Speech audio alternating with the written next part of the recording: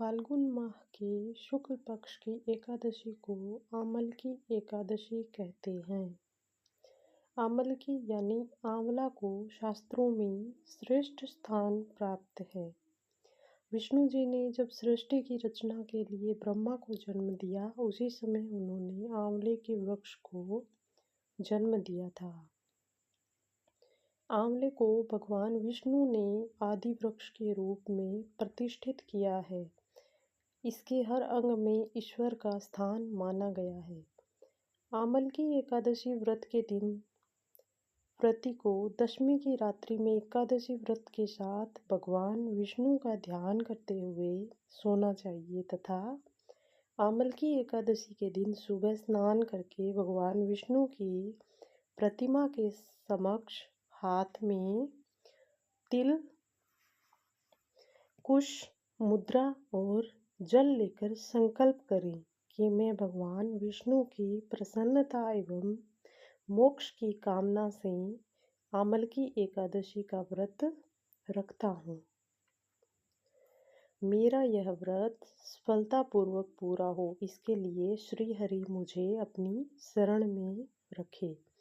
तत्पश्चात मम कायिक वाचिक मानसिक सांसर्गिक पात दुरित क्षयपूर्वक श्रुति स्मृति पुराणोक्त फल प्राप्ति श्री परमेश्वर प्रीति कामनाए आमलकी एकादशी व्रतमहम करिष्ये। इस मंत्र से संकल्प लेने के पश्चात षोडशोपचार सहित भगवान की पूजा करें। भगवान की पूजा के पश्चात पूजन सामग्री लेकर आंवले के वृक्ष की पूजा करें। सबसे पहले वृक्ष के चारों ओर की भूमि को साफ करें और उसे गाय के गोबर से पवित्र करें। पेड़ की जड़ में एक वेदी बनाकर उस पर कलश स्थापित करें। इस कलश में देवताओं, तीर्थों एवं सागर को आमंत्रित करें। कलश में सुगंधि और पंचरत्न रखें। इसके ऊपर पंचपल्लव रखें, फिर दीप जलाकर रखें। कलश पर श्रीखंड चंदन का लेप करें और वस्त्र पहनाएं। अंत में कलश के ऊपर श्री विष्णु के छठे अवतार परशुराम की स्वर्ण मूर्ति स्थापित करें और विधिवत रूप से परशुराम जी की पूजा करें। रात्रि में भगवत कथा व भजन कीर्तन करते हुए प्रभु का स्मरण करें।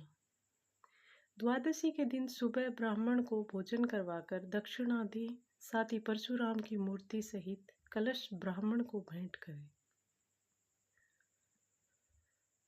इन क्रियाओं के पश्चात प्रायण करके अन्न जल ग्रहण करें। भगवान विष्णु ने कहा है, जो प्राणी स्वर्ग और मोक्ष प्राप्ति की कामना रखते हैं उनके लिए फाल्गुन शुक्ल पक्ष में जो पुष्य नक्षत्र में एकादशी आती है, उस एकादशी का व्रत अत्यंत श्रेष्ठ है। इस एकादशी को आमलकी एकादशी के नाम से जाना जाता है। आमलकी एकादशी व्रत कथा। पौराणिक मान्यता के अनुसार वैदिश नाम का एक नगर था। उस नगर में ब्राह्मण, क्षत्रिय, वैश्य और शूद्र रहते थे।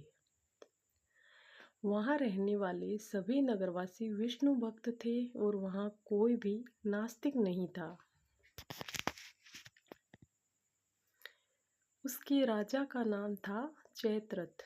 राजा चैत्रथ विद्वान थे और वह बहुत धार्मिक थे। उनके नगर में कोई भी व्यक्ति दरिद्र नहीं था। नगर में रहने वाला हर शख्स एकादशी का व्रत करता था। एक बार फाल्गुन महीने में आमलकी एकादशी आई। सभी नगरवासी और राजा ने यह व्रत किया और मंदिर जाकर आंवले की पूजा की और वहीं पर रात्रि जागरण किया।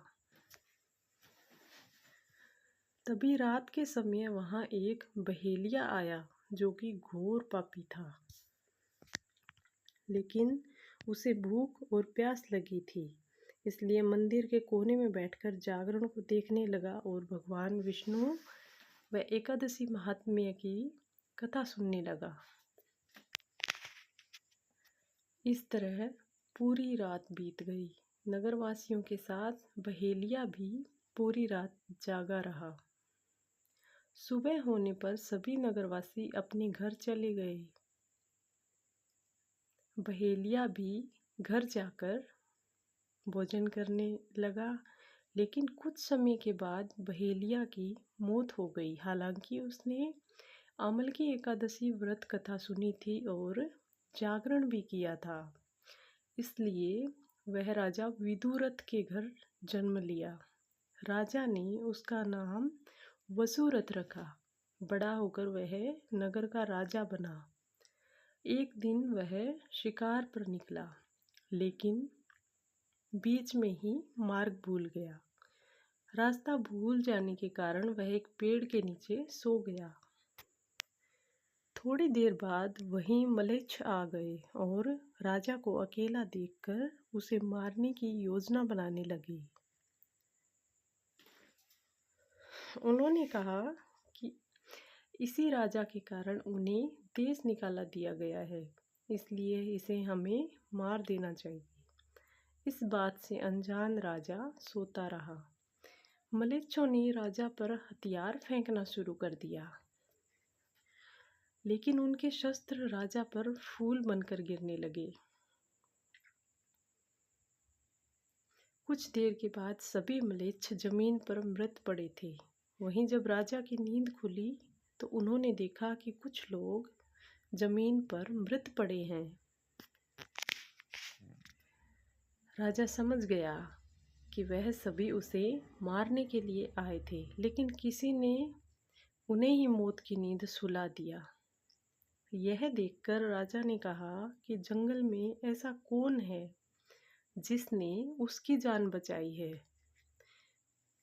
तभी आकाशवाणी हुई कि हे राजन, भगवान विष्णु ने तुम्हारी जान बचाई है।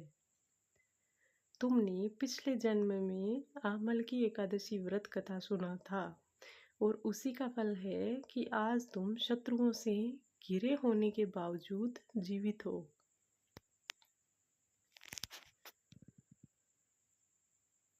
राजा अपने घर लौटा और सुखी पूर्वक राज करने लगा और धर्म के कार्य करने लगा।